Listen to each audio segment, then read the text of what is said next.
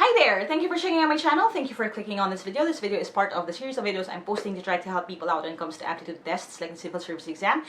This video in particular is specifically about filing rules. This is something yung lumalabas sa sub-professional level ng civil service exam and then also in some of the college entrance test exams. I remember na nung nag-upcut ako at PUPSET, may mga 1 or 2 questions about this. I'm just not sure if lumalabas pa rin siya, but I wanted to cover all of my bases and help you guys, lalo na kung mag-upcut kayo this October. So that is the reason why I'm trying to make all of these videos as soon as I could.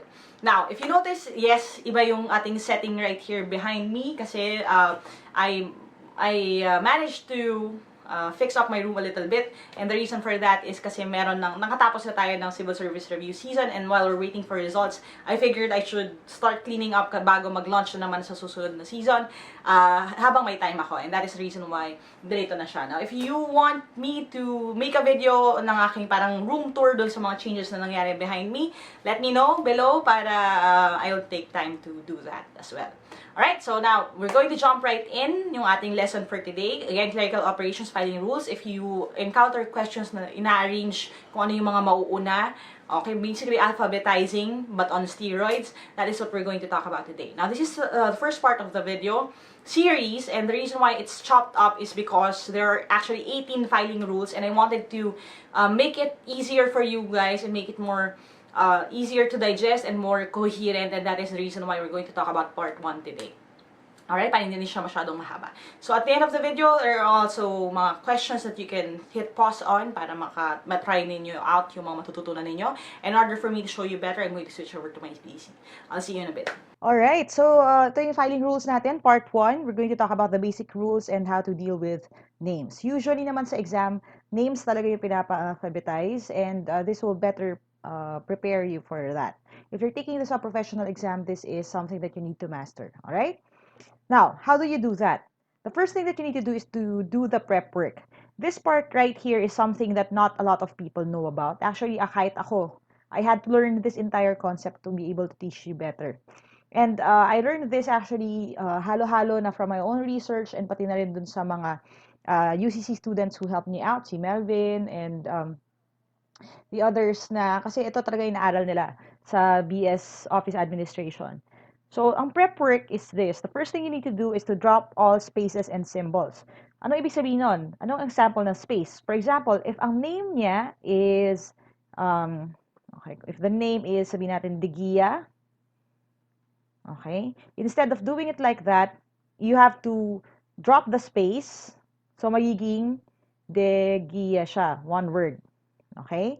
Yung symbols din, ida-drop mo rin yung symbols. So, kung kunyari, meron kang, for example, katulad si Pastor Manric Tan Pascual, ang kanyang last name ay Tan Pascual. Instead of using it like that, ida-drop mo yung hyphen. So, magiging one word siya. Tan Pascual. Like that. Again, this is something that you need to master. Kasi pagdating sa exam, may mixture ng mga ganyan usually sa question. Next thing you have to do is to spell it out. For example, if there are abbreviations like doctor, you have to spell it out na as doctor. Kung merong junior, you have to spell it out like that, kung JR lang siya. Okay? So these are the things, again, that you need to know. Before you even start alphabetizing, you have to do the prep work. Number 2, follow the structure. We're going to talk about that on the next slide. Pero ang structure basically ay yung rules sa kung ano ang uunahin mong titingnan sa bawat isang name na nakalist doon sa options. Now, third, alphabetize. Dito ka pa lang mag-alphabetize pag nagawa mo na yung prep work at saka na-follow mo na yung structure. Now, what do I mean by that? Ito muna. Try muna natin yung first step, which is drop all the spaces and symbols, spell it out. We're basically doing prep work for these names. Now, magkakahawig siya. Medyo pinahirapan ko talaga. I meant it that way para mas madali sa inyo matandaan yung mga examples natin. In this case, drop the space and symbols and spell it out. Miss A. Siko. This becomes Miss A. Siko. One word na yung Siko. Tatanggalin kasi natin tong hyphen. Ito naman, this is Alex Siko. Alex C. Ko. Now, notice, hindi ko dinrop yung space. Now, bakit ko yan ginawa? And again, I want you to be careful with this. Kasi this becomes this is actually a middle name. This is the last name. Etong Siko, pinagdugtong natin siya kasi ang count niya is one word. Kasi pareho yan na last name. Okay? Hyphenate yung last name. May mga nag-choose kasi to do that. For example, if yung babae ayaw niya mabura yung last name niya, for example, ako Maravilla, and that was something I promised din to a lolo who already passed away. Sabi niya, anak, don't drop the Maravilla, ikabit mo na lang yung last name ng asawa mo. So, kanya Maravilla, for example, lang, Maravilla Cruz, so idadash lang. Yun yung ibig sabihin ng hyphen na yan. In this case, hindi siya ipagdudugtong kasi middle name, last name siya. Dito naman, spell out din natin, this is engineer, Alex, C, this is the middle name, and then this is C, the last name. Ito, Alexander Siko, Alexander Siko, one word din. Kasi again, naka-hyphenate siya. I-drop natin yung hyphen. I-drop natin yung mga period, mga hyphens, spinal out natin yung mga words. This is Alexis C. Jr., so that's Alexis C. Jr. spelled out. This is Dr. Alexis C. Jr., so Dr. Alexis C. Junior. Again, this is just the first step. Prep pa lang yan. Okay? And actually, in time and maybe even after you watch this video, you won't need to do this naman sa actual test. Okay? I'm just showing you na this is how you consider them. Okay? So that's the first thing. Na-prep na natin yung mga names. We're going to move along. We're going to talk about the structure. So, kalimutan muna natin a bit yung mga, babalikan pa tayo ng mga Alex at Alexis Siko na yan. Dito muna tayo sample sa structure. Ang structure follows this sequence. First is yung last name. Next, yung first name. Third, yung middle name. Fourth, yung suffix. And then, fifth, yung title. Ibig sabihin nun, dito sa examples natin, Dr. Jose Rizal Protasio Rizal Jr. at Dr. Jose Protasio Rizal Jr. and Dr. Protasio Rizal Jose, we are going to plug it dito sa mga boxes na ito. So, dito muna tayo sa first one. Dr. Jose Protasio Rizal. Rizal ang last name niya. So, yun yung mauuna. Rizal. Oops, sorry. Una yung Rizal. And then, you have your first name, which is Jose. Middle name, which is Protasio. Suffix, or yung kanyang junior. And then, yung kanyang title, which is doctor. So, that is how you look at it. Yan ang priority. Dito sa pangalawa naman, ang last name niya is Jose. So, this becomes Jose. First name niya is Protasio. Middle name niya is Rizal. Wala siyang suffix. Ang kanyang title ay doctor. So, when you look at it, ganyan mo siyang titingnan. Kung may space, ang mangyayari actually is i-move mo yung bagay na yon dun sa susunod. Okay? Kung wala siya, wala siya. And I'm going to explain that in the next part, which is yung ating mga alphabetizing rules. Ang importante lang ngayon is you look at the structure, ganyan mo siyang titingnan. Ngayon, move along tayo dito. Ipa-plug in natin yung information dito sa ating sequence. Ngayon, yung Miss A, Siko muna tayo. Si A is the first name, Siko is the last name, so dito siya sa simula. First name, Siko, last name Siko, first name A. Walang sinabi, A lang. Ang kanyang title is just Miss. So you can put it here. Okay, nasa dulo. Alex Siko naman. Ang kanyang last name is Ko. Kanyang first name is Alex. Kanyang middle name is C. Wala na dun sa dalawa. Next, Engineer Alex C. So, ano ibig sabihin nun? C, etong C na yan, SY, ang kanyang last name. Alex ang kanyang first name. And then, ang kanyang middle name ay just an initial, which is C.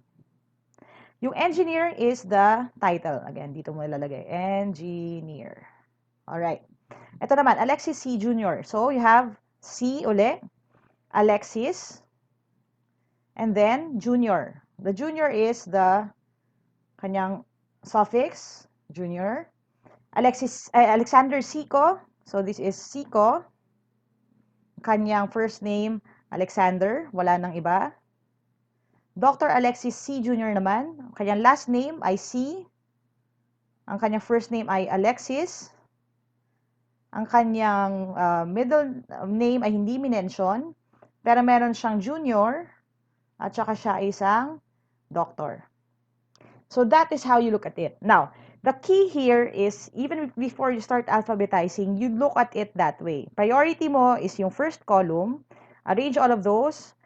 Pag merong magkapareho, move ka sa pangalawang column. And I'm going to demonstrate that in a bit. Now, here's a rule then na you need to know.